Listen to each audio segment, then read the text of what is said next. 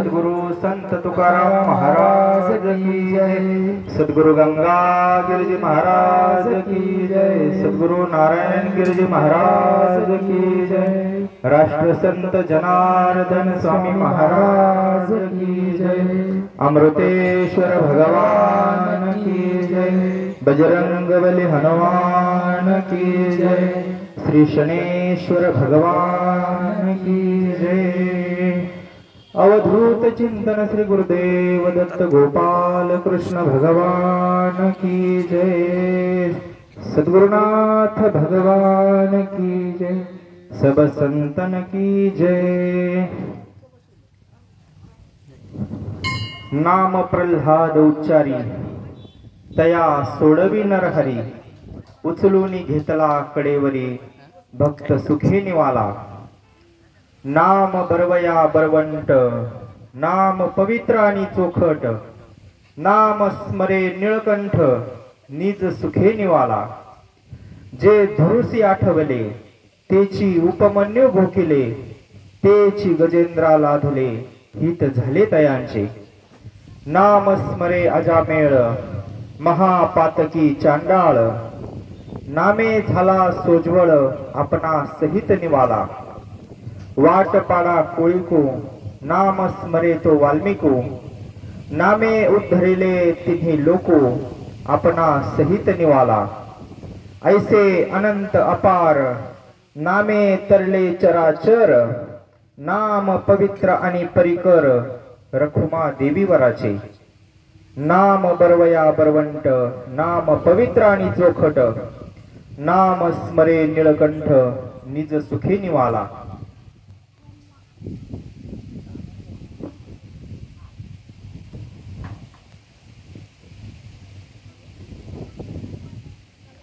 महायोग पीठे तटे भीमरथ्या। वरं पुंडरीकाय दातु मुनीन्द्रे। समागत्य तिष्ठन्तमानन्दकन्दं। परब्रह्मलिङ्गं भजे पाण्डुरङ्गं। परब्रह्मलिङ्गं भजे पाण्डुरङ्गं। गुरुर्ब्रह्मा गुरुर्विष्णु गुरुर्देवो महेश्वरा। साक्षात् परब्रह्म तस्मै श्री गुरुवे नमः। कैलास राणा शिवचंद्रमौळी। फणींद्रमाथा मुकुटी झळाळी। कारुण्य सिंधू भवदुःखहारी। तुझवीन शंभो मज कोण तारी। ब्रह्मानंदं परमसुखदं केवलं ज्ञानमूर्ति द्वन्द्वातीतं गगनसदृशं तत्त्वमच्चादिलक्षणम् एकं नित्यं विमलमचलं सर्वाधि साक्षिभूतं भावातीतं त्रिगुणरहितं सद्गुरुं तं नमामि। सद्गुरुं तं नमामि। शिव भोळा चक्रवर्ती त्याचे पाय माझे चित्ती। वाचे वदता शिवनाम तयान बाधी क्रोधकाम। नाम प्रल्हाद उच्चारी तया सोडवी नरहरी। उचलूनी घेतला कडेवरी भक्त सुखे निवाला। नाम बरवया बरवंट नाम पवित्र आणि चोखट। नाम स्मरे निळकंठ निज सुखे निवाला। प्रस्तुत प्राप्त प्रसंगी प्रवचन रूपी सेवेसाठी जगाची माऊली विश्व माऊली आणि अशा माऊलींचा हा 6 चरणाचा अभंग आपण घेतलेला आहे। करो सद्गुरूंच्या कृपेने भोलेबाबांच्या कृपेने सद्गुरू गंगा गिरिजी महाराजांच्या नारायण गिरिजी महाराजांच्या कृपेने बाबाजींच्या कृपेने सेवा। नामाचं महात्म्य सांगणारा अभंग आहे। सगळ्यात टोकाचं साधन जर असेल कलियुगामध्ये करावे कीर्तन। अवघ्या वाटा झाल्या क्षीण कली न घडे साधन। उचित विधी विधान न कळे न घडे सर्वथा। भक्ती पंथ बहु सोपा पुण्य ना गवे पापा। म्हणजे असा सोपा भक्ती पंथ सांगणारे आमचे संत सर्वच संत ह्या भक्तीचा मार्ग सोपा केला आपल्यासाठी। कारण बाकीचे पण मार्ग आहेत, पण कलियुगामध्ये शक्य नाही. म्हणून असं पुराणातले बरेच उदाहरण दिले माऊलींनी. प्रल्हादाने नाम घेतलं. प्रल्हादाने नाम घेतल्यानंतर त्याची काय गती झाली पुढं, बऱ्याच जणांचं आपल्याला माहिती आहे. पुढच्या चरणात सांगितलं, भगवान शंकराने सुद्धा नामस्मरण केलं नाव. जेव्हा समुद्र मंथन झालं, माहिती पुढे येईल प्रसंग. अजमेळाचं उदाहरण दिलं, ध्रुवाचं उदाहरण दिलं, वाल्या कोळ्याचं उदाहरण दिलं. आणि असे एकच नाही तर अनेक हे नामाच्या सामर्थ्याने उद्धरून गेले. असं माऊलींचं ह्या अभंगामध्ये सांगणं आहे. बघू आपण सद्गुरूंच्या कृपेने करू सेवा. प्रसंग प्रदोषाचा आहे आणि प्रतिकूल वातावरणात आहे. काय असतं, अनुकूल मध्ये सगळेच परमार्थ करतात.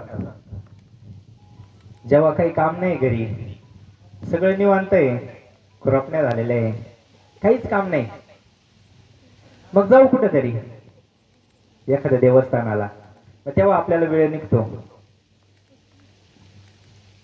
पण संतांचं जीवन जर पाहिलं ना, माऊलींचं तर कळसच येऊ. माऊलींचाच अभंग घेतला आणि माऊलींचं जीवन जर पाहिलं, सगळ्याच संतांच्या जीवनात अडचणी, प्रतिकूल परिस्थिती आहे. माऊलींचं चरित्र म्हटल्यावर टोकाची प्रतिकूलता आहे. प्रसंग आपल्याला चरित्र माऊलींचं सगळ्यांना माहिती आहे. म्हणून प्रतिकूल परिस्थितीमध्ये परमात्मा टिकणारे फार कमी आहे. जय. अनुकूल परिस्थितीमध्ये सगळे परमार्थ करतात, पण काही संकट जर आलं ना, संख्या राहत नाही तेवढी.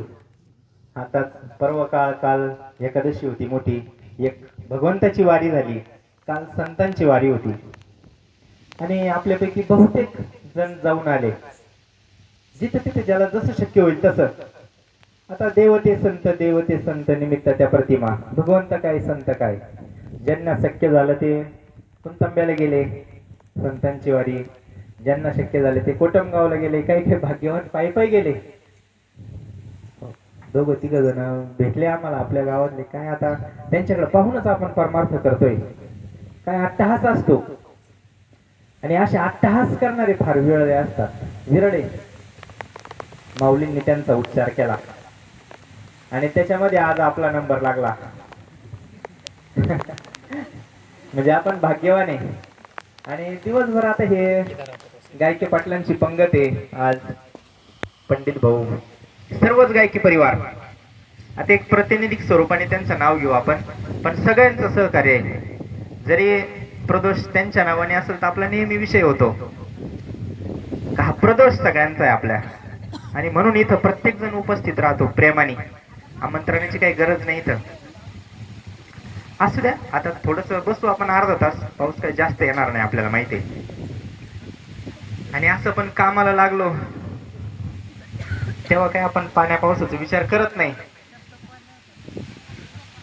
लय मक्काला आता मोसम मध्ये पाऊस आला आणि युरिया टाकायचा आहे. पाऊस उघडायची वाट पाहतो का आपण? नाही.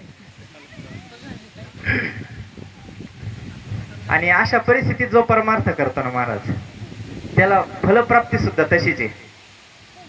काय मोठ्या तळवड्याचा आपल्या शेजारी सप्ताह झाला ना, कशी परिस्थिती होती, आपण सगळे साक्षीदार आहे त्याचे. गुडघे इतका चिखल, पण नाही निष्ठा आढळत महाराज. कारण हे सद्गुरू गंगागिरीजी महाराजांचं कार्य आहे, सद्गुरू नारायणगिरीजी महाराजांचं कार्य आहे, बाबाजींचं कार्य आहे.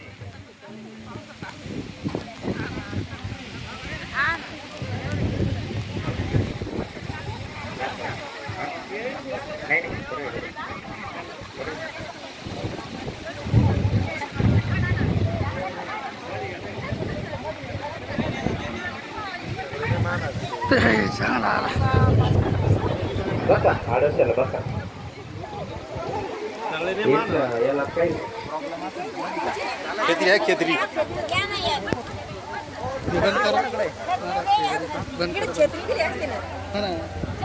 झाली परीक्षा आपल्या. लागत होता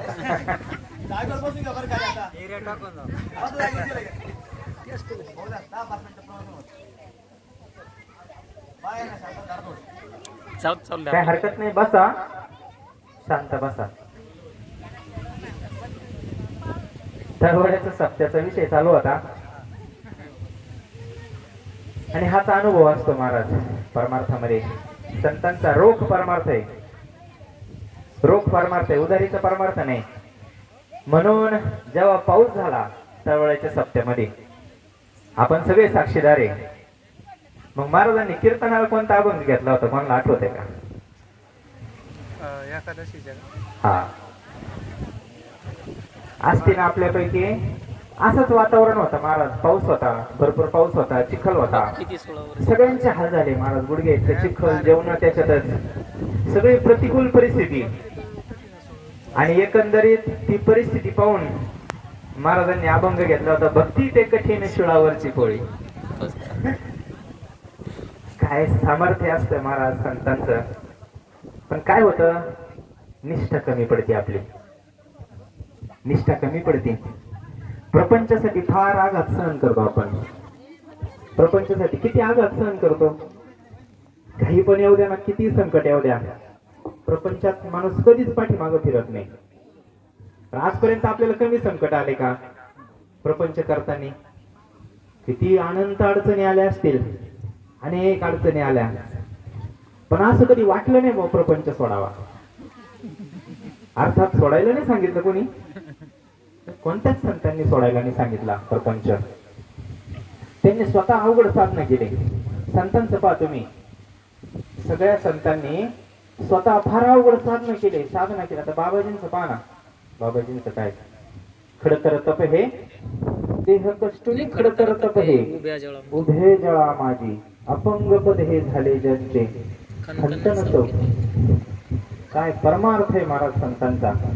प्रतिकूल परिस्थितीमध्ये अवघड साधन संतांनी केले आणि आपल्याला सोपं साधन सांगितलं. असं आपण एक 10-15 मिनिटात उरकून घेऊ आता, कारण असं वातावरण म्हणल्यावर मन इथं पाहिजे.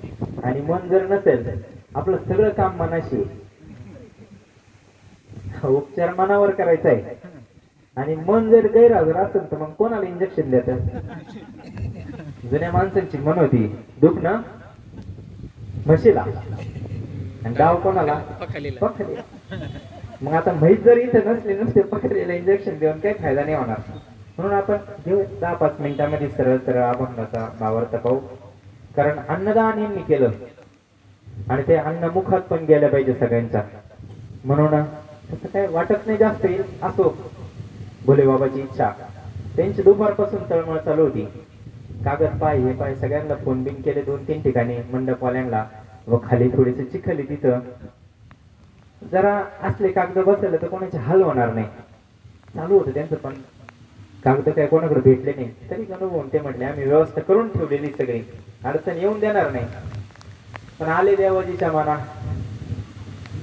चाले हे शरीर कोणाची असते, भगवान तूच करता आणि करविता, शरण तुला भगवंता. म्हणून हे भगवंताच्या इच्छेने चालतं. आणि कधी कधी परीक्षा पाहतो बरं का तो.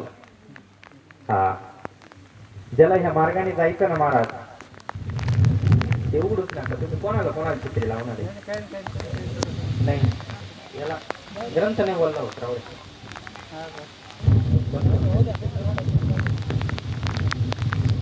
धरायच्या सगळ्यांना जा.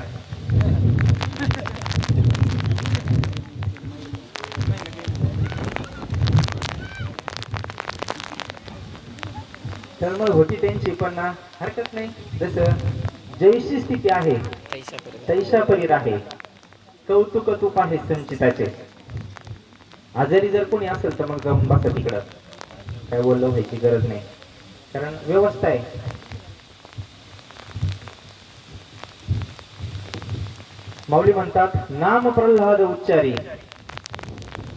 पहिल्याच चरणातलं पहिलंच वाक्य, नाम प्रल्हाद उच्चारी, तया सोडवी नरहरी. काय निष्ठा होती हो प्रल्हादाची.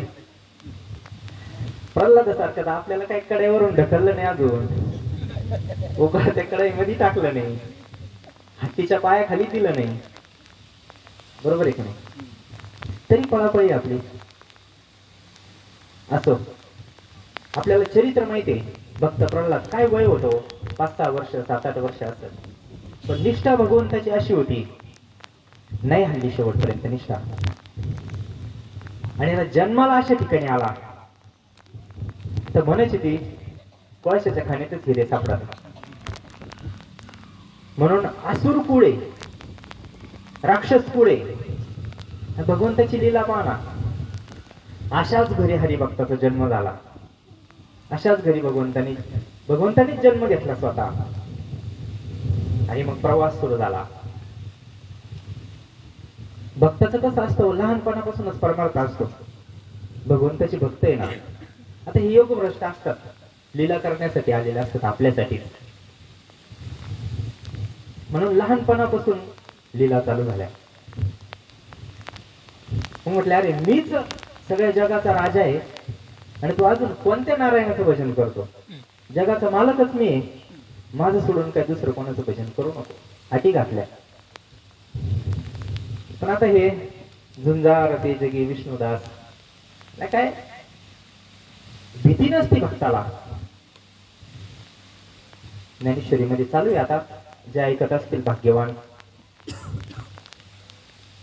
दैवी संपत्तीचं पहिलं लक्षण आहे अभयम. पण श्लोक ऐकलेला आहे सप्त्यामध्ये महाराजांच्या मुखातून, त्याच्यावर प्रवचन ऐकलेले, पूर्ण विषय समजलेला आहे आपल्याला. पहिलं लक्षण असतं भक्ताचं का त्याला भीती नसते, घाबरला नाही तो. जरी बाप असेल, विरोध केला परमार्थाला, त्याग नाही केला बरं का. परमार्थात समजून घेण्याच्या गोष्टी असतात महाराज संतांच्या कृपेने.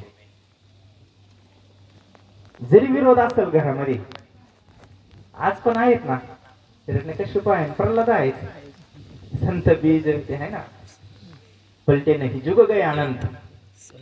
हा संत परत परत अवतार होतात संतांचे. मग संतांचे अवतार होतात, भगवंताचे होतात. मग यांनी काय केलं, त्यांनी कुठं जायचं.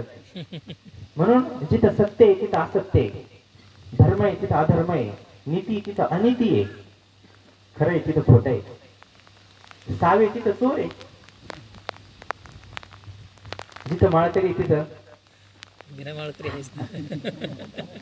ते आहे. म्हणून माळकऱ्यांना पण महत्व आहे, हे विसरून चालणार नाही आपल्याला.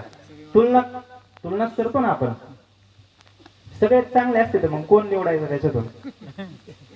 म्हणून चोर आहे म्हणून सावाला महत्व आहे, असत्य म्हणून सत्याला महत्व आहे. आता अंधारे कळतं ना सूर्याचं महत्व आपल्याला, अंधारे म्हणून प्रकाशाला महत्व आहे. असं विरोध केला, भरपूर विरोध केला, दुसरं कोणाचं नाव नाही घेतलं. माझं नामस्मरण करा. सगळे स्वतःचेच मंदिर बांधले सगळ्या राज्यामध्ये, स्वतः पैसे खर्च करून. निधी किती लागला तेवढा घेऊन जा म्हटलं. स्वतःच करायला माणूस थकत नाही. स्वतःच उदो एखादं लग्न असेल घरामध्ये, वाढदिवस करायचा असेल एखादा, दुसरा काही कार्यक्रम असेल, किती आपला सोहळा राहतो, किती थाटमाट करतो आपण, भगवंताच्या कार्याला नाही होत. म्हणून स्वतःचे मंदिर बांधले आणि माझंच नामस्मरण करा. पण भगवंताचे भक्त, त्यांना भीती नसती, काळाची भीती नसती, तेव्हा व्यक्तीची काय नाही म्हटले. अखंड नामस्मरण प्रल्हादाचं चालू, नारायण नारायण नारायण. पहा भगवंताच्या नामात किती सामर्थ्य असतं. फक्त नामस्मरण केलं ना, फक्त एक विलक्षण घटना अशी घडली, सद्गुरु जीवनात आले. बरोबर, नामस्मरण आपणही करतो पण तितका अनुभव येत नाही आपल्याला. कारण आपल्याला माहिती आहे बंदुकीची गोळी आहे, ती हाताने जर मारून फेकली तर परिणाम करणार नाही महाराज. पण तीच गोळी जर बंदुकीत घालून मारली तर मग ती जीव घेतल्याशिवाय राहणार नाही. तसं हे भगवंताचं नाम आहे. हे भगवंताचं नाम अर्थात पवित्रच आहे. भगवंताचं नाम पवित्रच आहे. कसं घ्या तुम्ही, द्वेषाने घ्या, मत्सराने घ्या, आनंदाने घ्या.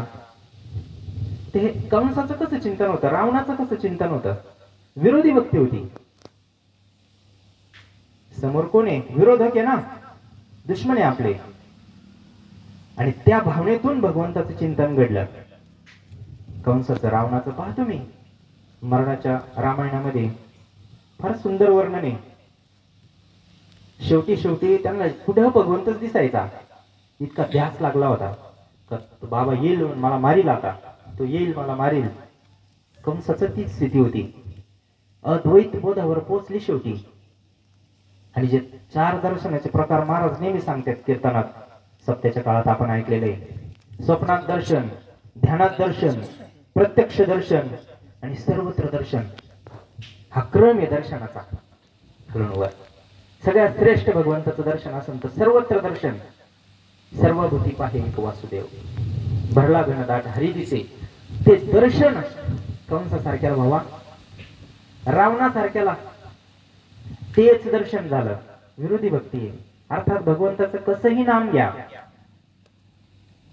पण स्वतःच्या मनाने जर घेतलं ना तर मेल्यावर मुक्ती. स्वतःच्या मनाने जेव्हा आपण नाम घेऊ ना, भगवंत मुक्त करतो. काशीचं आपल्याला माहिती आहे, काशी होय कीर, परिवेचने लागे शरीर. काशीला मोक्ष आहे, पण काशीत जाऊन मरावं लागतं. मग काशीत मेल्यानंतर देह ठेवताना भगवान परमात्मा भोले बाबा स्वतः येऊन आणि त्या तारक मंत्राचा उपदेश करतात. पण ते काही सहज शक्य नाही. मरणाच्या वेळेस आहे, मृत्यूनंतरचा मोक्ष आहे. पण आमच्या संतांचा परमार्थ असा आहे, याची देही याची डोळा, भोगू मुक्तीचा सोहळा. जिवंतपणे मोक्ष देण्याची ताकद, जिवंतपणे मुक्ती देण्याचं सामर्थ्य संतांमध्ये. कैवल्याचा अधिकारी, मोक्षाची सोडी बांधी करी. किंवा ही पुरुषार्थ सिद्धी चौथी घेऊन या आपल्या हाती. रिघाला भक्ती पंथे जगा देतू, माऊली मानतात. ही जी चौथी पुरुषार्थ सिद्धी आहे ना, धर्म, अर्थ, काम आणि मोक्ष, चौथा जो पुरुषार्थ आहे तो मोक्ष संतांनी जिथं सांगितलं तिथं राहतो. आणि ती अवस्था जिवंतपणे अनुभवायला भेटते. म्हणून भगवंताचं नाम कसंही घ्या, परिणाम करता महाराज. पण जिवंतपणे जर मुक्तीचा अनुभव घ्यायचा असेल, तुकाराम महाराज म्हणले ना, आता दिवस चारी खेळीमेळी. यासाठी केला होता अट्टहास. शेवटचा दिस गोड व्हावा. शेवटचा दिस अर्थात साधनेचा दिवस, शेवटचा आयुष्याचा शेवटचा दिवस नव्हे. म्हणून त्या मुक्तीचा अनुभव संत आणून देतात. म्हणून ते नाम संतांकडून यावं. मग नारद मुनींची भेट झाली प्रल्हादाला. आणि तो प्रल्हाद संतांनी, सद्गुरूंनी सांगितलेल्या नामावर त्याची निष्ठा पहा. आपली निष्ठा टिकत नाही महाराज. अनुकूल परिस्थितीमध्ये आपलं सगळं व्यवस्थित चाललंय, प्रतिकूल परिस्थितीमध्ये आपली निष्ठा टिकत नाही. अनुभव घेऊन पहा तुम्ही. नाही आपल्याला आला तर आजूबाजूला पहा. दूषण देतो आपण, देवाला दोष देतो. काही जर प्रतिकूल परिस्थिती आयुष्यामध्ये निर्माण झाली. संतांचं तसं नसतं, भक्ताचं तसं नसतं. काही जरी विपत्ती आली ते ब्रह्मगोळ भंगा जाय. काय प्रमाण आहे महाराज संतांचे. हे आकाश वर पडप आहे. हे आकाश जरी पडलं ना तरी मी तुझीच वास पाहे का पांडुरंगा. आपल्याला तसंच व्हायचंय बर का. आपलं जे हालत ना अजून चांगलं हालत हो. कोरोनामध्ये पाहिलं आपण, इतकं हल्लं कपार, माळा सुद्धा राहिल्या नाही. म्हणजे हलणं बंद करायचं. आपल्या निष्ठा आहे, आपला विश्वास आहे, आपलं सगळं व्यवस्थित चालू आहे. पण अनुकूल परिस्थितीत व्यवस्थित चालू आहे. प्रतिकूल माणूस टिकत नाही. माणूस पायाला पाणी लागलं, पार मंदिराच्या कळसाला पाणी लागलं, महाराज नाही हल्ले तिथून, नाही हल्ले महाराज. अहो विश्वास असतो भगवंतावर. माझा भगवंत कसा बुडून देईन मला. अहो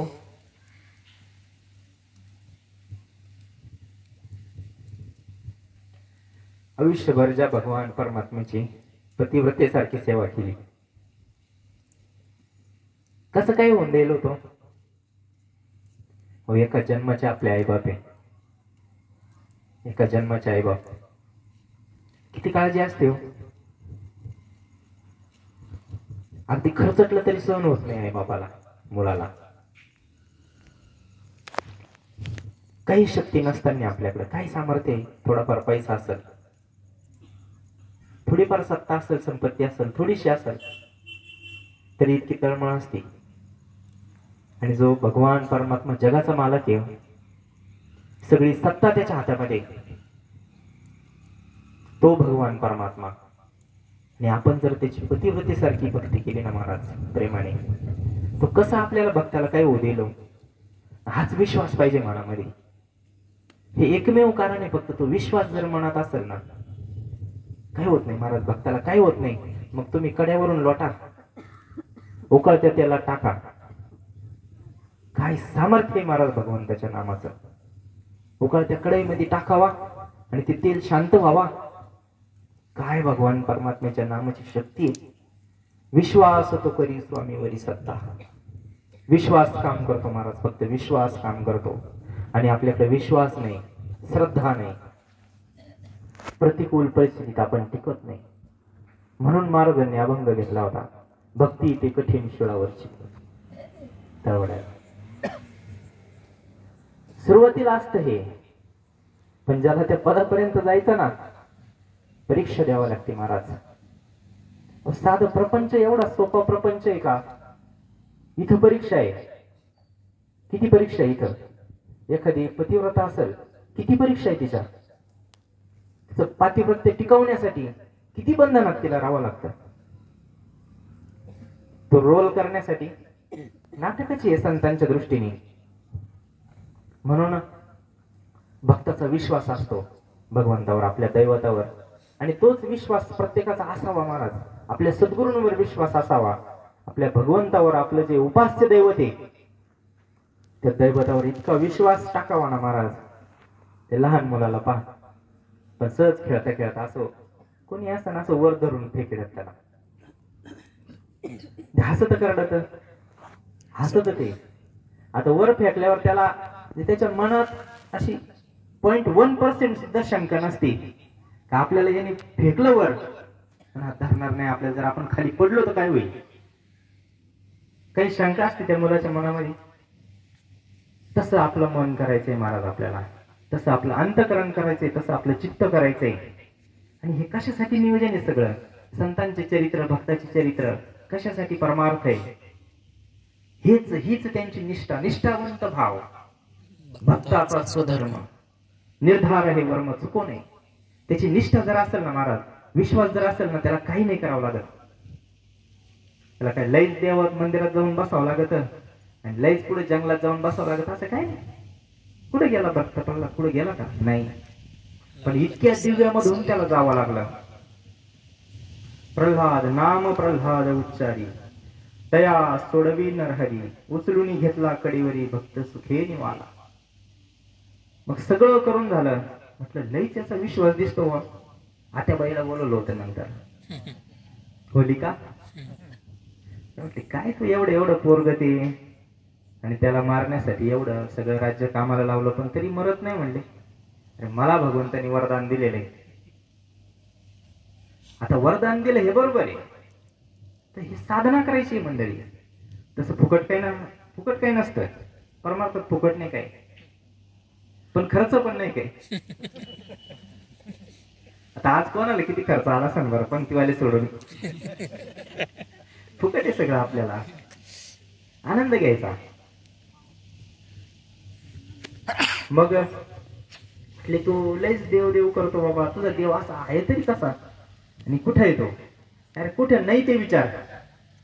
संतांचं उलट असतं, प्रतिप्रश्न असतो. नाम नाम, तुम्ही लयच नामाचं प्रत्येक वेळेस नाम नाम. काय नाम करतं भगवंताचं? तुकाराम महाराज काय म्हणले? काय न हे केले एका चिंतित विठ्ठले, सर्व साधनांची सार, भव सिंधू तरी पार. काय होईल नामाने असं नका विचारू, काय नामस्मरणाने होणार नाही हे विचारा. फक्त विश्वास आपला तितका पाहिजे. आणि तो विश्वास पण वाढायसाठी हेच एक साधन आहे बरं का.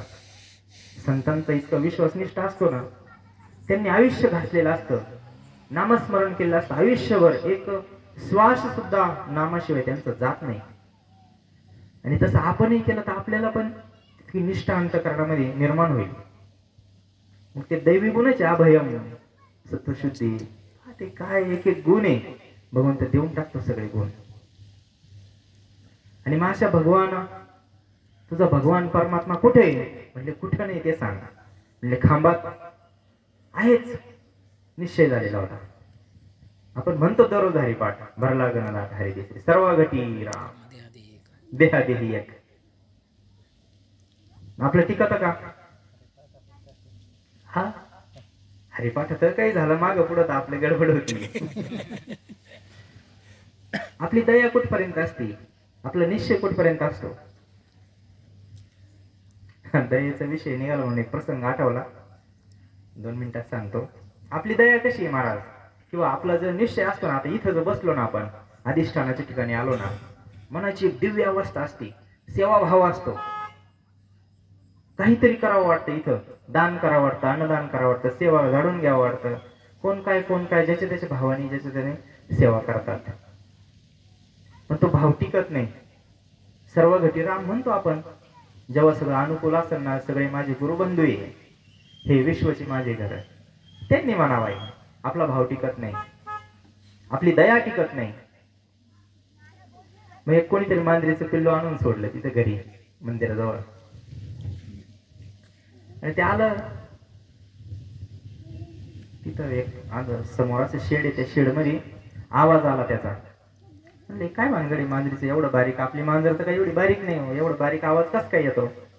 म्हणले अरे 2-3 दिवस झाले ते पिल्लू कोणीतरी आणून सोडलं. आता ते एवढंच होतं, एवढं म्हणजे त्याला अक्षरशः दूध प्यायचं सुद्धा माहित नव्हतं, सोडून दिलं कोणीतरी. मग ते पिल्लू पाहिलं जाऊन, दया निर्माण झाली अंतःकरणात. इतकं छोटस पिल्लू हे काय, सोडणाऱ्याला पण थोडीफार दया आली नसेल, किमान त्याला दूध पिण्यासारखी तर त्याची अवस्था होऊन द्यायची. मग सोडावं, किमान त्याला एखादं कुत्रं मागं लागलं तर झाडावर चढता यायला पाहिजे, अशी तरी तेवढं त्याला मोठं होऊ द्या, मग सोडा तुम्ही बाहेर का. त्याचं स्वतःच संरक्षण त्याला करता आल्या पाहिजे. असं मनामध्ये थोडा विक्षेप तयार झाला, थोडासा राग पण आला. काय माणसं असतील, काय लोक असतील, काहीच विचार नाही, भूतदया नाही. आता ते पावर का तेव्हा तो असं ते भाव जागृत झाला, दयेचा भाव. आणि मग त्या पिल्लाला घेतलं, गावात आलं, दूध पिशवी घेतली, एक दूध टाकलं त्याला. आणि अक्षरशः महाराज, ते प्राण्यांना फक्त बोलता येत नाही, ते दूध जेव्हा प्यायला लागलं ना त्या वाटीमध्ये, तर असे 3-4 त्याच्या डोळ्यातून अश्रू पडले डायरेक्ट त्या वाटीमध्ये, त्या मांजरीच्या पिल्लाच्या. हे असं सहसा होत नाही. मग ते पाहिल्यावर अजूनच अंतःकरण पिळवटून निघालं, आणि ते दूध बीत पिऊन शांत झालं. मग त्याला ते दररोज नित्यनेम चालू झाला. आता आम्ही जायचं ड्युटीवर, पण हे बाकीचे करायचे सगळे, 2 टाइम त्याला दूध वगैरे सगळी व्यवस्था. मग आता दया अंतःकरणामध्ये निर्माण झाली. आपली दया कशी आहे मला हे सांगायचंय. मग त्याचे 2 टाइम अगदी ठेप सगळी पाहुण्यासारखी, त्याला घरात आणलं, सगळं व्यवस्थित. 2-3 दिवसांनी दुसरं पिल्लू सोडलं मी कोणीतरी. किती वेळ दया राहील आपली. बरं जाऊ दे, आला असं म्हटलं एखादं, त्याची व्यवस्था केली. परत 2 दिवसांनी एक पिल्लू आलं, मग म्हणलं याला गाडीत घाला, कुठेतरी नेऊन सोडा आता. आपली दया किती वेळ टिकते, आपला भाव, आपली निष्ठा किती वेळ टिकते. सामान्य जीवाची नाही टिकत महाराज. संतांचं तसं नसतं, भक्ताचं त्यानं तसं नसतं. रघुकुल रीत सदा चली आई, प्राण जाय पर वचन न जाय. असं भगवंताचं ऐश्वर्य असतं, संतांचं ऐश्वर्य. म्हणून असा तो प्रल्हाद म्हटले, कुठं तुझा भगवंत आहे? म्हटले कुठं नाही ते सांगा. म्हटले खांबात आहेच. लाथ मारली, खांबावरी लाथ मारली दुर्जने, स्तंभी नारायण प्रगटाला. भगवान परमात्मा प्रगट झाले तिथं. तो कथा भाग आपल्याला माहिती आहे सगळा. आणि मग हिरण्यकश्यपूला आता ते बरेच वरदान होते तिथं, आपल्याला कथा भाग जास्त लांब जायचं नाही. बरं झालं थोडी सवड दिली. परीक्षा असावं कदाचित आपली पण. मग सगळा प्रसंग झाल्यावर बरेच वरदान होते त्याला, इकडं नको तिकडं नको, पण सगळ्या वरदानाचा मध्य काढला व भगवंताने, चतुरा तो शिरोमणी. आता याला काय माहित नाही, आता हा सगळ्यांच्या बुद्धीचा लाता आहे. यांची बुद्धी, आपली बुद्धी तरी किती आहे, आपण देवाला फसवायला जातो. आपल्या बुद्धीचा प्रकाशक येतो. मग जेव्हा त्याला मारलं हिरण्यकश्यपूला, मग आता मारायचं म्हणजे रागच यावा लागेल ना. जरी शांती हे भगवंताचं लक्षण आहे, संतांचं लक्षण आहे, शांती दया क्षमा, दया क्षमा शांती, तिथे तिथं भगवंत राहतो. पण असं काही काम करायचं असल्यावर दया दाखवून चालन का? एखादा आतताई आहे, त्या अश्वत्थामाने ब्रह्मास्त्र सोडलं होतं ना, पण ब्राह्मणी म्हणले याला मारायचं कसं? मग अशा वेळेस दया दाखवून चालत नाही. मग भगवंतांनी स्वतः शस्त्र घेतलं होतं. प्रसंग आपल्याला माहिती आहे सगळ्यांना. म्हणून मग भगवंताला ते, आता हे सगळे विकार भगवंतांनी निर्माण केलेले बरं का, आपण त्याचा विनियोग वाईट करतो म्हणून आपल्याला त्याचा त्रास होतो. काम, क्रोध, लोभ हे काय जे विकार आहे, नश्वरी विकार, हे वाईट नाहीये. राग वाईट नाही, आपण त्याचा विनियोग योग्य ठिकाणी करत नाही म्हणून तो आपल्याला त्याचा त्रास होतो. आता हे लहान मुलं आहेत, जर शाळेत जात नसतील तर रागवावं लागणार आहे ना. का प्रेमाने जमत का? नाही. सुरुवातीला प्रयत्न करतो आपण, जा बाबा, नाहीच ऐकल्यावर काय करणार आहे, द्यावं लागत ते 2 फटके. पण त्याच्यात हित असतं, त्याचं हित असतं त्याच्यात. अनहित व्हावं असं आई वडिलांना वाटत नाही. मग राग काय वाईट नाही, काम वाईट नाही. महाराज काम आपल्याला वापरावं पुढे याची अक्कल नाही, म्हणून आपल्याला त्रास देतात ते. विधीने सेवन, महाराज सांगतात काय, विधीने जर विषयाचं सेवन केलं ना तो ब्रह्मचारीच. आपण सुद्धा आपल्याकडून होत नाही म्हणून आपल्याला विषय त्रास देतात. विधीने सेवन होत नाही.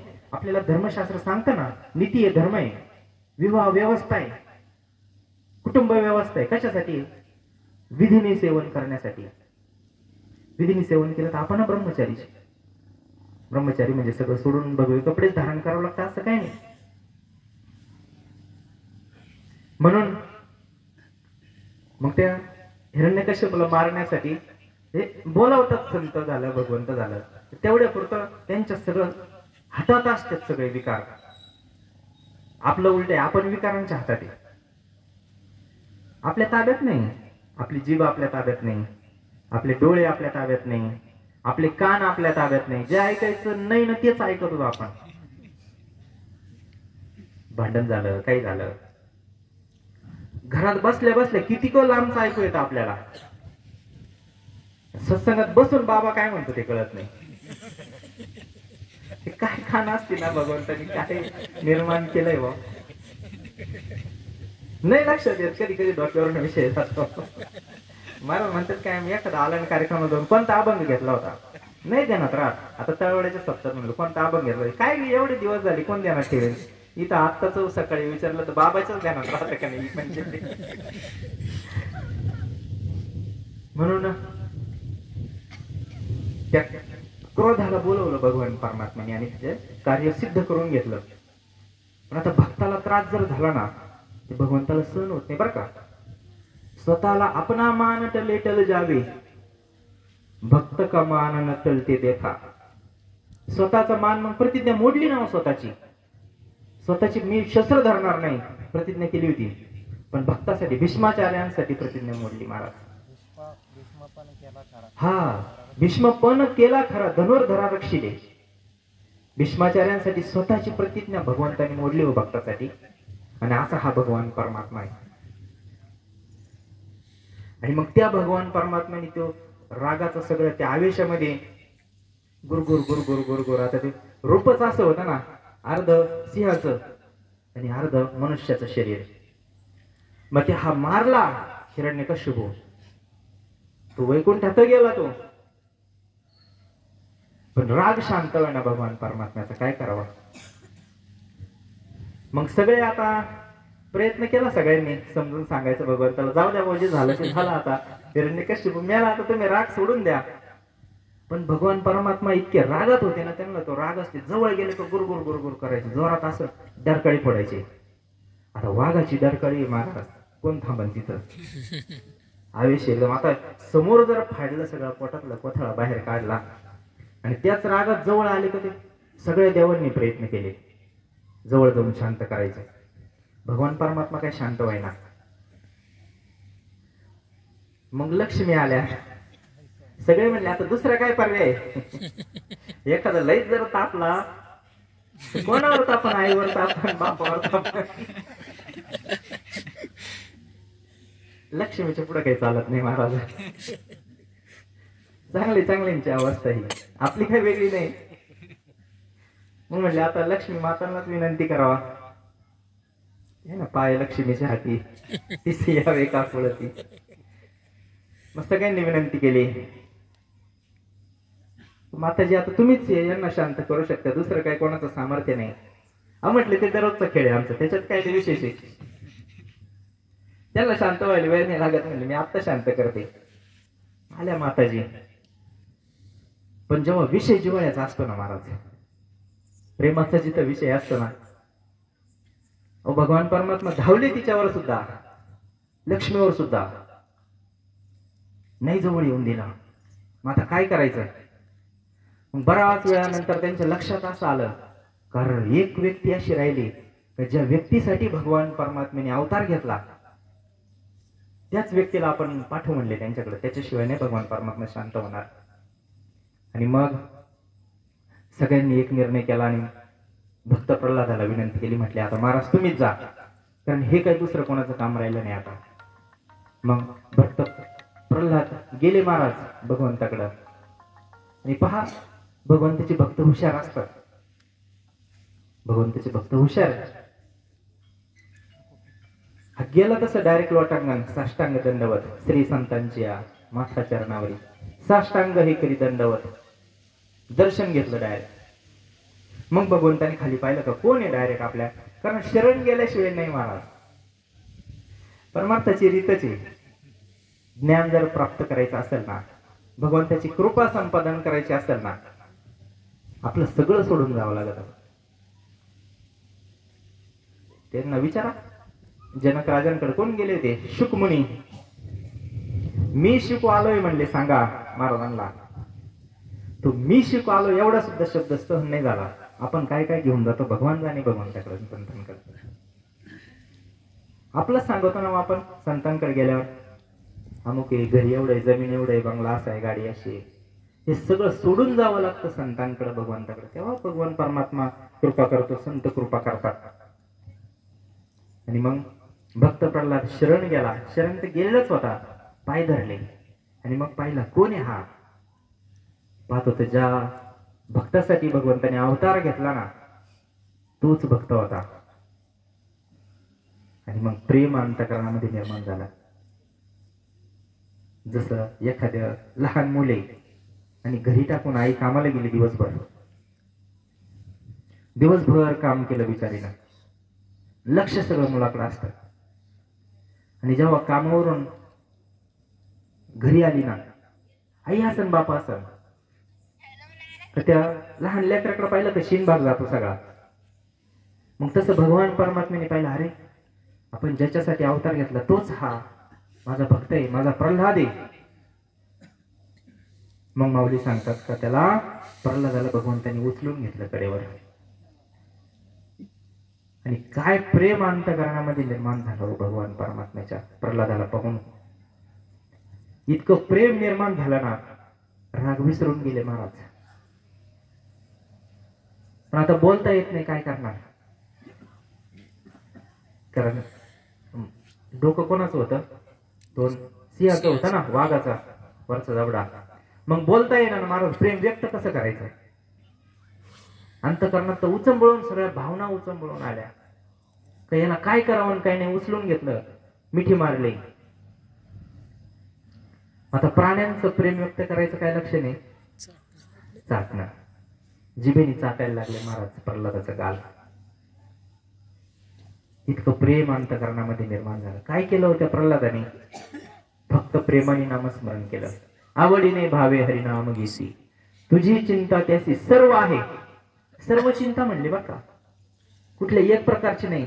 सगळी चिंता आपली भगवान परमात्मा करत असतो. फक्त हे सोडावं लागत. हे म्हणले तुम्हाला काय करायचं येऊ द्या, हाय भोले बाबा पाहून घेईन काय करायचं.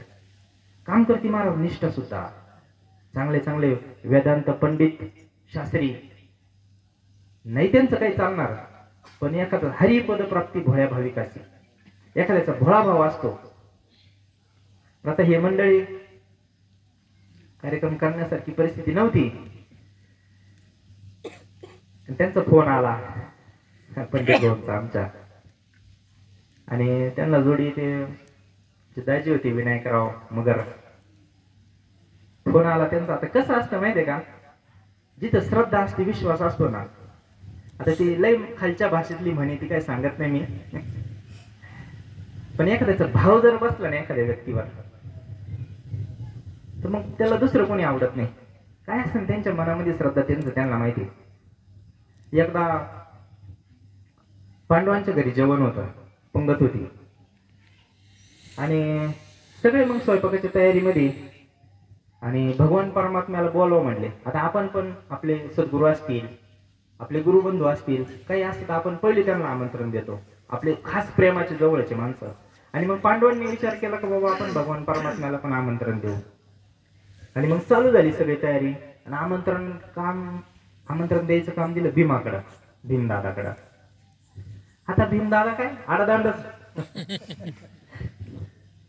आमंत्रण सांगू नये म्हणले देवाला, आपल्याकडे कार्यक्रम आहे आज. सांगतो म्हणे काय हरकत नाही, तुम्ही लागा तयारीला.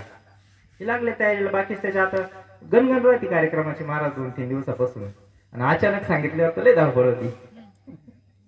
अचानक सांगितल्यावर पळापळच झाली सगळी. मग स्वयंपाक पाणी सगळे कामामध्ये व्यस्त झाले. स्वयंपाक झाला, आता पंक्ती वाचायच्या. म्हणले पा बरं भगवंत आले का. मग भीमाचा शोध घेतला. म्हणले भीमदादा गेले होते का नाही. भीमदादा मस्त आपले पडेल आराम करीत होते. म्हणले बाबा आता सगळं जेवण तयार झालं, आता वाढायचंय 10-5 मिनिटांमध्ये पंक्ती बसणार आहे. आणि भगवान परमात्मा जेवायला लवकर जायचं ना, बोलून आणायचं. म्हणले तुम्हाला काय करायचं, तुम्ही पंगत बसवा, ताट वाढा म्हणले. ताट वाढले. म्हणजे वाढले ताट. मग काय करायचं, बसा म्हणले जेवायला, पंक्ती बसवा. म्हणले देव येणार कधी तुझा. आता काय भगवान परमात्मा येणार नाही म्हणले, याचं काय खरं नाही दिसत, माझ्यासारखा आळशी वाटत. काय करायचं बा आता. सगळ्यांना काळजी लागली. म्हणलं आता काय देव येणार नाही, आपलं आपण उरकून घेऊ पंगत. वाडा म्हणले तुम्ही पार श्लोक म्हणायला सुरुवात करा. माहिती दिला महाराजांकडे. श्लोक चालू झाला. प्रसंग आपल्याला माहिती आहे सगळ्यांना. भीमदादा उठले, गादा फिरवली, गर गर गर गर गर गर गर गर वर फेकली आकाशात. उंच गादा फेकली आणि बरोबर खाली येऊन उभे राहिले गदेच्या. म्हणले देवा तुला आमंत्रण आहे जेवायचं. गदा जोपर्यंत खाली येत नाही त्याच्या आत यायला पाहिजे तू. काय निष्ठा असते भक्ताची. जरी अर्धांड होता पण निष्ठा होती, विश्वास होता. भगवंत कृपाळू दयाळू आहे माहिती भक्ताला. आपलं नाही तेवढं जमत. आपण जर रात्री असं निघालो ना देवाला जायला मधून, आपल्याला वाटणार नाही का आपण नामस्मरण केल्यावर भगवंत येऊ शकतो म्हणून. स्मशानभूमीतून जाण्याचा जर रात्री प्रसंग आला एकट्याला, आपल्याला वाटत नाही आपण जर राम राम म्हणलो तर राम नाही आला तर मग काय करायचं. खाल्लं का आपल्याला. भक्ताचं तसं नसतं. गादा फेकली म्हणजे खाली गादा यायची, डोक्यात गादा यायची. आता आलं तर बरं आहे, यावं लागलं ना. आणि तुम्ही सगळ्यांनी हा प्रसंग ऐकलेला आणि यांनी सुद्धा बहुतेक ऐकलेला असावा. आणि फोन केला डायरेक्ट. म्हणलं सुट्टी तर नाही जमणार. दुसरं एक कारण होतं पण ते काही सांगितलं नाही त्यांना. तुम्हाला कार्यक्रम करावा लागेल. निष्ठा असते, विश्वास असतो, प्रेम असतं. म्हणलं तर एका बाबाचं कवर आहे का त्यात. तसं थोडं बदलून बदलून असलं म्हणजे बरं. एकेकाला माणूस कंटाळत. म्हणून विश्वास असतो महाराज भक्ताचा, अट्टहास असतो. ते प्रेम भगवंताच्या अंतःकरणात निर्माण झालं भक्त प्रल्हादाविषयी. आणि मग त्या चाटायला लागले भगवान परमात्मा. भक्त प्रल्हादाला सगळं विसरून गेले, राग विसरून गेले. म्हणजे असं भगवान परमात्मा प्रेम करतो भक्तावर. त्याच्यासाठी काय करावं लागतं, फक्त प्रेमाने नामस्मरण करावं लागतं. संतांकडून जर आलं ना ते नाम तर मग अजूनच चांगलं. नाही जोपर्यंत आलं ना, नाही सद्गुरू जीवनात आले ना, मग तोपर्यंत आपल्याला जसं जमल तसं नामस्मरण घ्यायचं. नाम हे सुंठीसारखं आहे. सुंठ गोंदवलेकर महाराज सांगतात प्रवचनामध्ये, सुंठ कसं आहे ना, सुंठ खाल्ली ना, एखाद्याला जर पित्त झालं किंवा दुसरे काही विकार असतील पचन संस्थेचे, ते सुंठ काय करते, तर जे घटक वाढले ना शरीरामध्ये ती कमी करते, आणि जे घटक कमी झाले ना ते वाढवते शरीरामधले. सुंठीचं काम आहे. तसं हे भगवान परमात्म्याचं नाम आहे. नामस्मरण जर केलं ना, अनुकूल रस्त्याला आपल्याला घेऊन जातं. जरी दोष असतील काही आपल्यामध्ये तर ते दोष हळूहळू हळूहळू कमी होतात. आसुरी संपत्ती आपल्यामधल्या, आणि हळूहळू दैव संपत्तीकडे, सत्वगुणाकडे येतो आपण. नामाचं महात्म्य म्हणून माऊली सांगतात का, नाम प्रल्हाद उच्चारितया सोडविणार हरी, उचलून घेतला कडेवरी भक्त सुखे निवाला. मग भगवान परमात्मा सोडून कुठे त्या जीवाला सुख भेटणार आहे? नाही भेटत कुठंच. पुढे सांगतात, नाम बरवया बरवंट, नाम पवित्र आणि चोखट, नाम स्मरे निळकंठ, निज सुखी निवाला. आता दुसऱ्या चरणामध्ये हे बाबांचं उदाहरण दिलं माऊलींनी. समुद्र मंथन झालं होतं आणि हे भगवंतांनी सृष्टी निर्माण केली. जेव्हा काहीच नव्हतं तेव्हा भगवान परमात्मा सगुणात आले. सगुणात आल्यानंतर तिन्ही अवतार झाले, ब्रह्मा विष्णू महेश. तिघांना 3 कामं भगवंतांनी सोपवून दिले. उत्पत्ती स्थिती लय. एकाने पेरणीचं काम करा म्हणले, एकाने पाणी भरा त्याला, औषध फवारण्या करा रोग पडला काही, सत्संग करा मधल्या काळामध्ये काही रोग आला तर, आणि एकाने सोंगणी करा शेवट. मग हे बाबाकडे सोंगणीचं काम, ब्रह्मदेवाकडे उत्पत्ती करायची, भगवान विष्णू जगाचं पालन करायचं, सगळ्या पोषणाची व्यवस्था करायची सगळ्या जीवांची. इतके सगळे जीव निर्माण केले, वनस्पती निर्माण केल्या, पालनाची जबाबदारी भगवान विष्णूकडे. आणि मग हे लईच वाढल्यावर राऊंड अप मारावंच लागत. मग हे भोले बाबाकडे काम आहे, आता तुम्ही सोंगणी करायची लय वाढल्यावर. मग समुद्र मंथन करावं लागलं. जेव्हा देवांचं आणि असुरांचं यांचे कायम भांडणं चालायचे, कायम यांचं भजनी मंडळ सगळं जमतच नव्हतं. या राक्षसांचं कायम भांडणं यांच्यामध्ये जमत नव्हतं. मग म्हटले समुद्रामध्ये जेवढे संपत्ती ना ते समुद्र मंथन करू, आणि ते संपत्तीवर येतील, मग ते सगळ्यांच्या जगाच्या कल्याणासाठी उपयोगी येतील. म्हणून समुद्र मंथन केलं. मग ते बोली झाले. आता तेव्हा राक्षस फार बलवान होते, देवांना हरवलं होतं त्यांनी, राक्षसांनी. बऱ्याच वेळेस आजही अशी परिस्थिती निर्माण होती बरं का. ऐका कलीचे महिमान, असत्याचे दिसले जन, पापा देती अनुमोदन, करती हेळन संतांची. चांगल्या माणसाला त्रास होता, चांगल्या माणसाला नेहमी त्रास होतो. शांभू आलेत आमचे चालक जोडीदार, धन्यवाद. चांगल्या माणसाला नेहमी त्रास होतो, त्यांना पाहूनच आठवलं. उदाहरण देतो कामातलं 1 मिनिटात. चांगल्या माणसाला त्रास कसा होतो कलियुगामध्ये, तर त्यांना प्रवासी घ्यायची लय आवड आहे. रस्त्यात कोणी दिसलं तर त्यांची हिंमतच नाही होत त्या माणसाला सोडून पुढे जायची. ते दया असते भगवंताचं, ते वरदान आहे.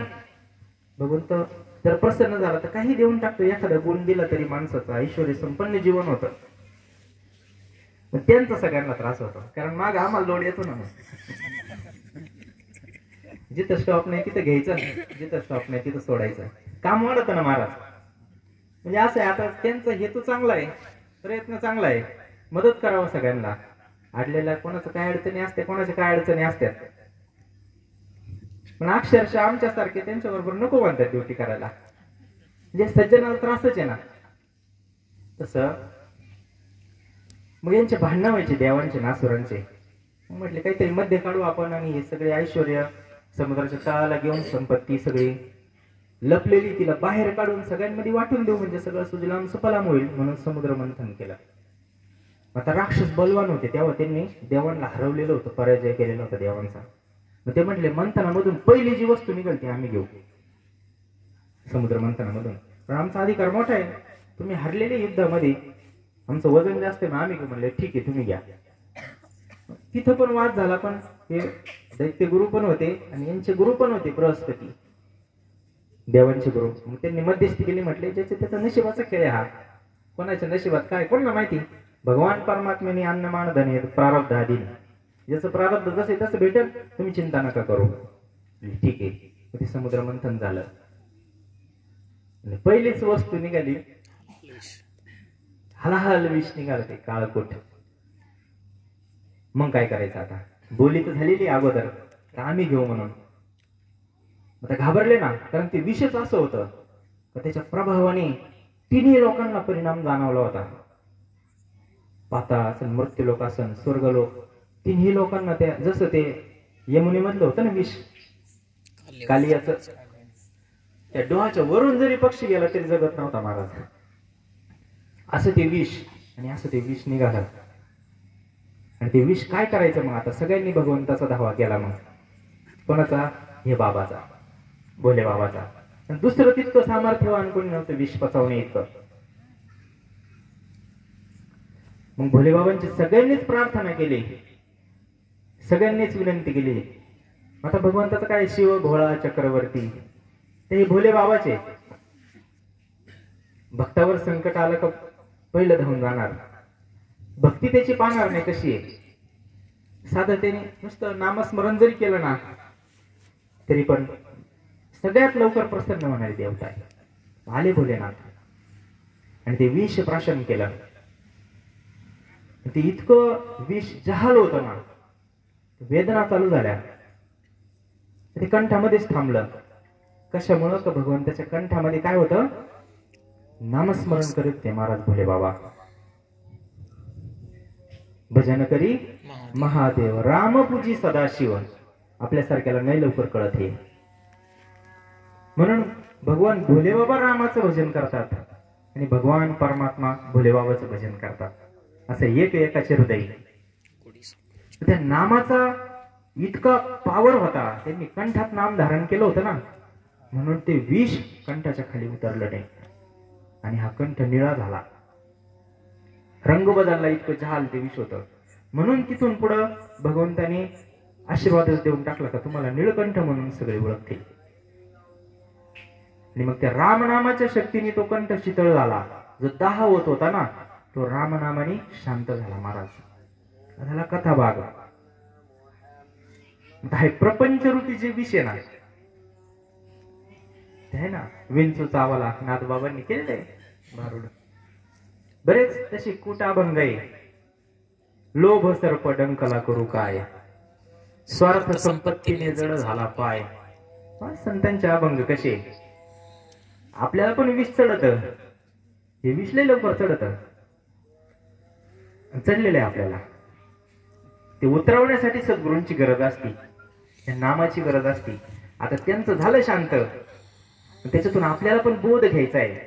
हे प्रपंचरूपी जो सर्प आपल्याला चावला ना, याचं जर विष उतरवायचं असेल तर भगवान भोलेनाथाचं, भगवान श्री रामचंद्राचं कोणतंही नामस्मरण करा तुम्ही. त्या नामस्मरणाने हा दाह शांत होतो. म्हणून हा दाह शांत होण्यासाठी नामस्मरण करावं लागतं. आणि असा त्या भगवान परमात्म्याचा तो दाह शांत झाला. ते माऊली दुसऱ्या चरणात सांगतात, नाम बरवया बरवंट, नाम पवित्र आणि चोखट. कसं आहे, नामाचं वर्णन पण करतात संत. हे नाम कसं आहे भगवंताचं, सत्य साच खरे, नाम विठोबाचे बरे. कसं आहे भगवंताचं नाम. नाम चांगले चांगले माझे कंठी राहो भले, कपी कुळ उद्धरिले मुक्त केले राक्षसा. अरे जे नाम राक्षसाला मुक्त करू शकत, राक्षसाला, आपल्याला करणार नाही. काय शिकायचं सत्संगामध्ये येऊन, हेच शिकायचं आहे. नामाची शक्ती, त्याच्यावर विश्वास कसा बसेल हे सत्संगामध्ये येऊन शिकायचं असतं. पुढे सांगतात, जे धुरुसी आठविले त्याची उपमन्यू गोकिले, तेची गजेंद्राला आलेले हित झाले तयांचे. आता अनेक दृष्टांत त्याच्यात सांगितले बरं का. एक एक चरित्र घेतलं तर एक कार्यक्रम होईल पूर्ण. एवढे चरित्र. आता ध्रुव बाळाचं सांगितलं, उपमन्यूचं सांगितलं, गजेंद्राचं सांगितलं.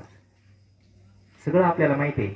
गजेंद्र होता हत्ती, गजेंद्र नावाचा, आणि त्याच्यावर त्याचं इतकं मोठं कुटुंब होतं आणि 1000 बायका होत्या त्याला, गजेंद्राला, त्या हत्तीला.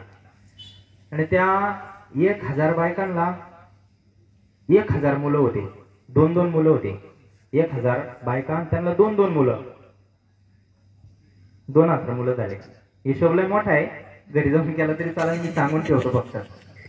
मग ते 2000 मुलं, त्या 2000 मुलांना 2-2 बायका, परत त्यांना 2-2 मुलं. फार मोठा परिवार होता त्या गजेंद्राचा. सगळं असं ऐश्वर्य संपन्न कुटुंब होतं, सगळं अनुकूल होतं. कामधंदे करायचे सगळे, पैसा भरपूर राहायचा, वातावरण त्या काळी अनुकूल होतं, पाऊस पाणी भरपूर होतं. एवढं मोठं कुटुंब, मग हा गजेंद्राचा काय रुबाब. हा करता माणूस ना घरातला, सगळी सत्ता हातामध्ये, सगळा पैसा, सगळं मजेत. याच हा म्हणल्याशिवाय काही पान हालत नव्हतं. आज पण आहेत हत्ती, सगळं हातामध्ये. असं कुटुंब प्रमुख म्हणजे वेगळा रुबाब असतो त्याचा. हा जोपर्यंत चळ नका, पुढचा भाग नाही सांगायचा आपल्याला. जोपर्यंत सगळं अनुकूल आहे ना, तोपर्यंत त्याच चलती असते घरामध्ये. ते गजेंद्राची तशीच होती. आणि मग एकदा आंघोळ करावीशी वाटली, कुटुंबाला घेऊन एक सरोवर होतं, त्या सरोवरामध्ये गेला आंघोळीला गजेंद्र. आणि आंघोळ करता करता पाण्यात उतरले, आणि ही मगर होती तळ्यामध्ये, त्या सरोवरामध्ये. आणि त्या मगरीने नक्र म्हटले त्याला. वेदाची थोडी शास्त्राची भाषा आहे, नक्र, मगर म्हणू आपण सोप्या भाषेमध्ये. मगरी सुसरी असतातच ना पाण्यात. तर त्या मगरीने पाय धरला गजेंद्राचा. पहा आता लीला असते बरं का, ही कथा भाग म्हणजे कथा तर असतात या, पण कथेमध्ये अध्यात्म सुद्धा असतात. मग त्या गजेंद्राचा पाय धरला त्या मगरीना. ती पाय काय सोडी ना, त्यांनी भरपूर प्रयत्न केले. आता हे थोडस रूपक केलं बरं का संतांनी. हे आपल्याला समजून घ्यावं लागेल. गजेंद्र कोण, ते ज्यांनी पाय धरला तो मगर कोण. आपल्या गावात बरेच मगर आहे, ते नाही. गजेंद्र म्हणजे आपण, हा जीव म्हणजे गजेंद्र. आणि ज्या नकरांनी पाय धरला तो नकर म्हणजे काळ. काळ अशी मगर आहे, तर ते सगळ्यांच्या पायाला आपल्याला धरलेलं आहे. पण आपल्याला काही गॅरंटी नाही, दिसत नाही, आपल्याला वाटत नाही. तर काळ आपल्याला घेऊन जाणार एक दिवस. त्या लाईन मध्ये आपण उभे, हे आपल्या ध्यानात नाही. ध्यानात आणून देण्याचं व्यासपीठ असते. घडोघडी काळ याची वाट पाहे. अजूनही किती आहे अवकाश. प्रत्येक क्षणाला क्षण आपण इथं आलो ना, इथं आल्यापासून 1 तास आपला आयुष्यातला कमी झाला. आपल्या डोक्यात नाही. एक एक क्षण, एक एक मिनिट, एक एक तास, एक एक दिवस, एक एक वर्ष आयुष्य आपलं कमी होऊ राहिलं, पण आपल्या हे डोक्यात नाही. त्या गजेंद्राचा पाय धरला त्या नकराने. आता ध्यानात ठेवा तुम्ही, गजेंद्र म्हणजे हा जीव, जड जीव, आणि नकर म्हणजे काळ.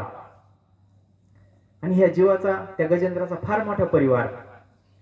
मग आता हा बाबा अडकला म्हणल्यावर त्यांनी आवाज दिला सगळ्यांना, माझा पाय धरला कुणीतरी, आता वाचवा मला, आवाज दिला. मग परिवार आला सगळा मदतीला. बायको आली सगळ्यात पहिले.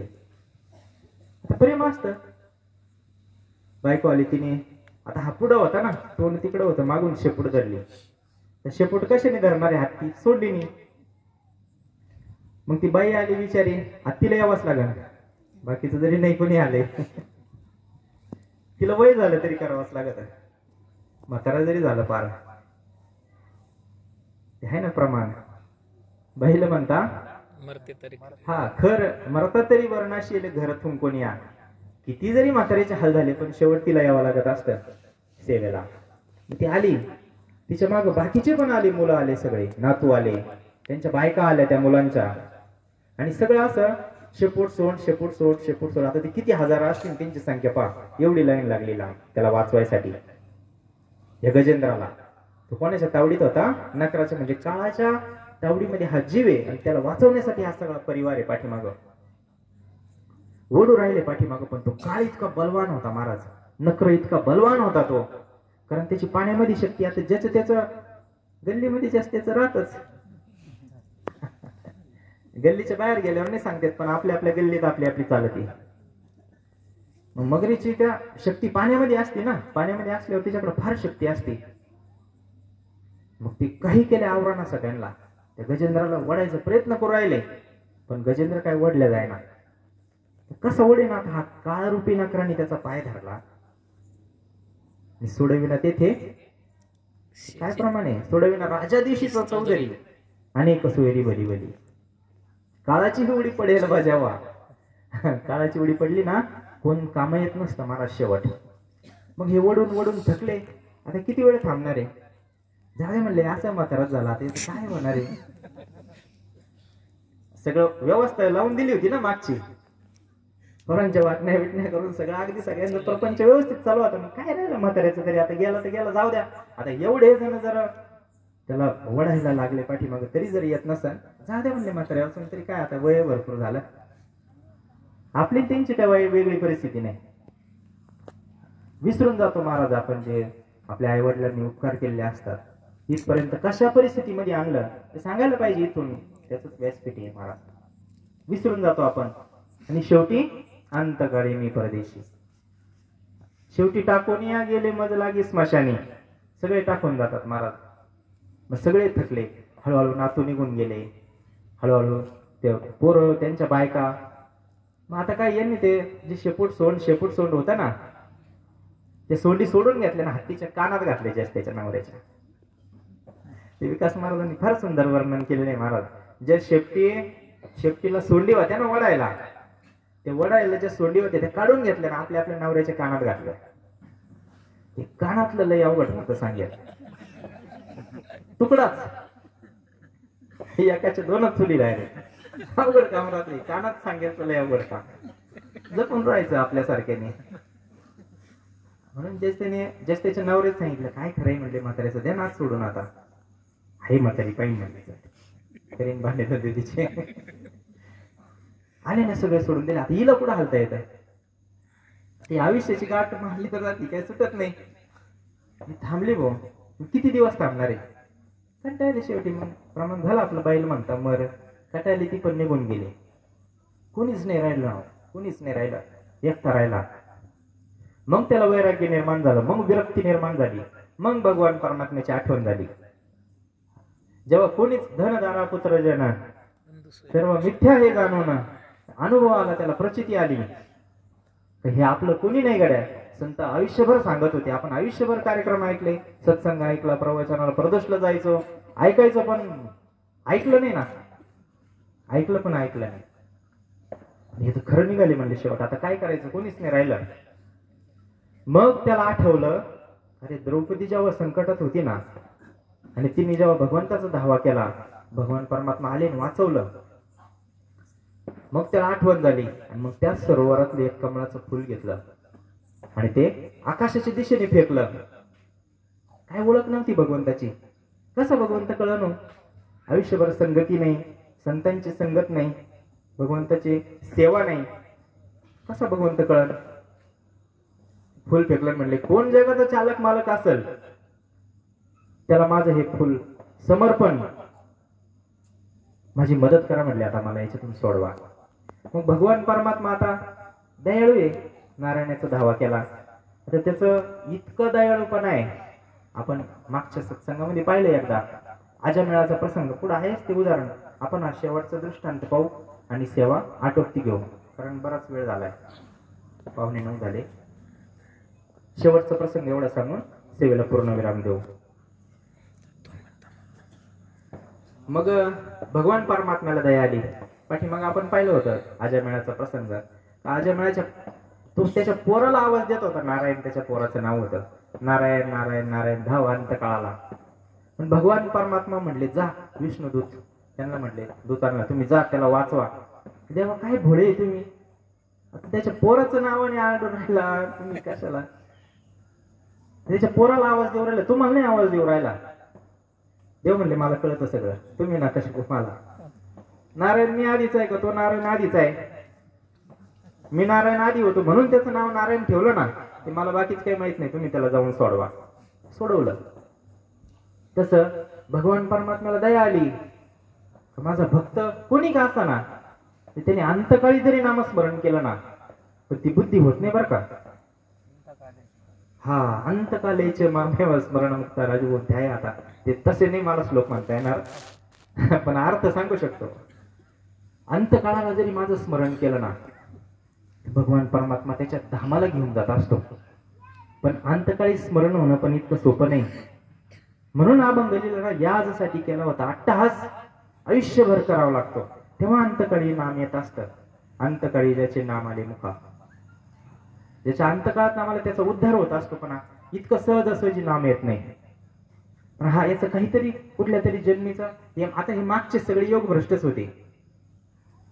हे शाप मिळाल्यामुळे ते गजेंद्राच्या जन्मामध्ये आले होते. कथाभाग मोठा आहे असो. म्हणून त्याने आवाज दिला भगवान परमात्म्याला. अंतःकरणापासून स्तुती केली भगवंताची. स्तुतीशिवाय भगवंत प्रसन्न होत नाही. संत स्तुती करावं लागते महाराज. स्तुती म्हणजे काय? आपण जी करतो एखाद्याकडे पैसे मागायला गेल्यावर ती नाही, एखाद्याकडे उसने पैसे मागायला गेल्यावर जी स्तुती आपण करतो ना, तशी स्तुती नाही. ती अवास्तव स्तुती असते. त्याचा काही संबंध नसतो. त्याचा वास्तव जी स्थिती आहे, त्याची जी परिस्थिती असेल, त्या परिस्थितीचा याच्या बोलण्याचा काही संबंध नसतो. तडून तडपदार नेतृत्व बोर्ड लागत गावामध्ये. काही बोर्डावर लिहितो आपण, म्हणून तसं असतं का? भाऊ, दादा, फारच वेगवेगळे नाव असते. ते स्तुती असते. तशी नाही महाराज. संतांनी भगवंताची केलेली स्तुती दिव्य असते. श्री अनंता मधुसूदना पद्मनाभा नारायणा जगव्यापका जनार्दना आनंद घना अविनाशा सकळ देवाधिदेवा कृपाळू आजी केशवा महानंदा महानुभवा सदाशिवा सहज रूपा चक्रधरा विश्वंभरा गरुड ध्वजा करुणाकरा सहस्रपादा सहस्रकरा क्षीरसागरा शेषशयना कमलनयना कमलापती कामिनी मोहना मदनमूर्ती भवतारकाधरिता क्षिती वामनमूर्ती त्रिविक्रमा अगाये सगुणा अगाये निर्गुणा. काय भगवंताचं वर्णन केलं संतांनी आणि अशी स्तुती केली भगवंताची गजेंद्राने. आणि भगवंताने ऐकली ती स्तुती. आर्ततेने आवाज दिला एकदम. येई गा तो माय बापा पंढरीच्या राया, येई गा तो माय बापा पंढरीच्या राया. तुझ विनशीन वाटे क्षीण झाली काया, तुझ विनशीन वाटे क्षीण झाली काया. येई गा तू माय बापा पंढरीच्या राया, येई गा तू माय बापा पंढरीच्या राया. भगवंता, अरे मी चाललोय आता काळाच्या मुखामध्ये, काळाच्या जबड्यात चाललो. आयुष्यभर काय तुझं नामस्मरण केलं नाही रे, पण आता शेवटी का होईना मला तुझी आठवण झाली. भगवंताचा धावा करायला लागले. हा, येई वो येई धावून या, विलंब का वाया लागेला कृपाळे. माझी काही योग्यता नाही भगवंता, माझी काही पात्रता नाही. यातीहीन मतीहीन कर्महीन माझे, यातीहीन मतीहीन कर्महीन माझे. सर्व लज्जा सांडोनिया शरण आलो तुझ, सर्व लज्जा सांडोनिया शरण आलो तुझ. येई गा तू माय बापा पंढरीच्या राया, येई गा तू माय बापा पंढरीच्या राया. भगवंताचा धावा चालला महाराज. मी यातीहीने मतीहीने अनंत अपराधी माझ्याकडे, तुझं कधी स्मरण केलं नाही. पण आता ये म्हटले माझ्या मदतीला, कारण मला दुसरा काहीच आधार राहिला नाही. अजून भगवंताची स्तुती केली महाराज. दीनानाथ दीन बंधू नाम तुझ साजे, दीनानाथ दीन बंधू नाम तुझ साजे. पतित पावन नाम ऐसी ब्रिदावळी गाजे. गा तू माय बापा पंढरीच्या राया, ये गा तू माय बापा पंढरीच्या राया. अरे तू दीनानाथ आहे, ज्याला कोणी नाही ना, त्याला भगवान परमात्मा असतो महाराज. ज्याचं कोणीच नाही ना, तसं कोणीच नाही आपला. तसं बारीक जरी विचार केला ना, पुत्रबंधू कांता हे तर संपत्तीचे, हे सगळं अनुकूल आहे तोपर्यंत आपल्या सोबत ही सगळी व्यवस्था. प्रतिकूल परिस्थिती एकही राहत नाही. कोरोनाच्या काळात आपण पाहिला. म्हणून अशा त्या भगवान परमात्म्याची स्तुती केली. आणि मग तो भगवान परमात्मा लक्ष्मीने विचारलं, जेवण करीत होते भगवान परमात्मा. जेवता जेवता उठले ताटावरून आणि निघाले घाई घाईला. मग माताजी बसले होते, म्हणजे तुम्ही कुठं चालले घाई घाई? मग हा म्हणे लक्ष्मी आणि ती म्हणे गजेंद्र. हत्ती म्हणायला किती वेळ लागतो महाराज? तो हत्ती शब्दामधला ह लक्ष्मी जवळ बोलले आणि ती म्हणता म्हणता ते गजेंद्र जवळ येऊन पोहोचले. इतका भगवान परमात्मा दयाळू महाराज. आणि अशा भगवान परमात्म्याचं जर प्रेमाने नामस्मरण केलं ना, तर भगवान परमात्मा आजही कुठे गेला नाही बरं का. आपला भाव त्या पटीत राहिला नाही, म्हणून आपल्याला भगवान परमात्म्याची प्रतीती येत नाही, प्रचिती येत नाही. आणि सगळा परमार्थाचा प्राण जर काही असेल ना, तर आत्मप्रचिती सगळ्यात श्रेष्ठ सांगितली. 3 प्रचिती जीवनामध्ये आल्या पाहिजे व्यक्तीच्या, परमार्थ करणाऱ्याच्या. शास्त्र प्रचिती, गुरु प्रचिती आणि आत्मप्रचिती. शास्त्राची प्रचिती ती आपल्याला जसं अभंग लिहून ठेवले तसं घडतं. सद्गुरूंचे पण अनुभव येतात. आपण गुरुवर्यांचे अनुभव घेतलेत बरेच, पण आत्मानुभव सगळ्यात श्रेष्ठ आहे. तुमचा काय अनुभव आहे परमार्थामधला? हे झाले संतांचे अनुभव सगळ्या, आपले सद्गुरूंचे झाले, बाबाजींचे अनुभव झाले. तुम्ही परमार्थ करता, तुमचा काय अनुभव आहे? आत्मप्रचिती श्रेष्ठ असते सगळ्यात. म्हणून असा त्या भगवान परमात्म्याला दया आली आणि मग गजेंद्राचा धावा त्याने पूर्ण केला आणि गजेंद्राला त्या नकराच्या तावडीतून वाचवलं. म्हणजे काळाच्या तावडीतून बरं का. नक्र म्हणजे काळ आपला विषय झाला. मग ते आपल्याला पण काळाने ग्रासलेलं आहे महाराज. आपल्याला पण त्याच्यातून बाहेर निघायचंय. या काळाच्या तडाख्यातून जर वाचायचं असेल ना, ते भगवान भोले बाबाला शरण जावं लागेल. कारण काळांचा काळ इथं बसलेला आहे, महाकाल. आणि त्याची सेवा केली ना, आपल्याला काळ सुद्धा काही करत नाही महाराज. ही क्षमता आहे, हे सामर्थ्य आहे भगवंताच्या नामाचं. आणि ते विश्वास अंतःकरणामध्ये निर्माण करण्यासाठी सगळी व्यवस्था आहे. मग ते नकराला पण मारलं भगवंतानी, नकराला मारलं आणि मग गजेंद्राला सोडवलं. मग तो नकराचा प्रश्न आहे तिथं भगवंताला. देवा म्हटले, तू गजेंद्राचा केला उद्धार, पण माझ्या उद्धाराचं काय? नकराचं. आता तसं वास्तविक पाहिलं तर प्रमाणे, आता तो नकर हुशार होता, तो अभंग वाचायचा, ग्रंथ वाचायचा. ते म्हणजे मी अभंग वाचले, हरिप्राप्तीची उपाय धरावे संतांचे ते पाय. हा भक्त होता म्हणले गजेंद्र तुझा, आणि मला काय डायरेक्ट तू भेटणारे देव, म्हणून मी या गजेंद्राचा पाय धरला होता. हरिप्राप्तीची उपाय हा तुझा भक्त होता, म्हणून मला माहित होतं याचे पाय धरले तर तू मला सोडवायला, मारायला का व्हायना, मारून का व्हायना घेऊन या चक्रगडा. भगवंत मारून उद्धार करतो, पण उद्धार करतो, म्हणून मी या गजेंद्राचे पाय धरले होते. आणि काही काकडा बिकडा ऐकतो का नाही म्हणजे आम्ही एवढे पाठ पासून काकडा म्हणतो. कोटी ब्रह्मात्य मुख पाहता जाती, कोटी हा सुखावले सुख, डोळ्याची भूक नवाजे माझ्या, जिवे गोड 3 अक्षरांचा रस, भार फार अमृताहुनी गोड नाम तुझी देवा.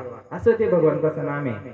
आणि काकड्यामध्ये म्हणतो ना आपण, भक्तीची या कोटी गोद काकडा ज्योती, पंचप्राण जीवे भावे ओवाळू आरती माझ्या पंढरीनाथा. आहे बघा, कोटी ब्रह्म हत्या मुख पाहता जाती. अरे भगवान परमात्म्याचं नुसतं दर्शन झालं सगुण, कोटी ब्रह्म हत्या असल्या तरी पण त्याचा नाश होतो आणि उद्धार होतो. माझ्या उद्धाराचं काय म्हटले, चालला कुठं तू? भगवान परमात्म्याने दोघांचा उद्धार केला. म्हणून असा हा भरपूर मोठा अभंग आहे.